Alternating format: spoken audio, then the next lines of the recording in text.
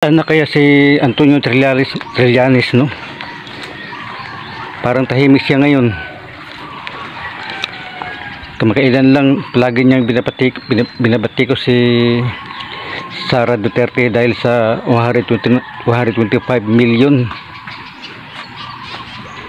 Pero ngayon mga bilyon ang mga niyanakaw ni Martin Romualdez at Saldico. Bakit tahimik tong si Antonio Trillanes, bilang nawala? Sila ni Leila de Lima bilang tumahimik na mainit ito sila na maatake kay Sara Duterte sa 125 million lang.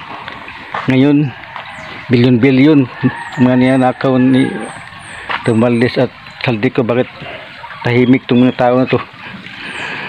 Antonio Trillanes at Leila de Lima, nasaan na kayo? Leila de Lima.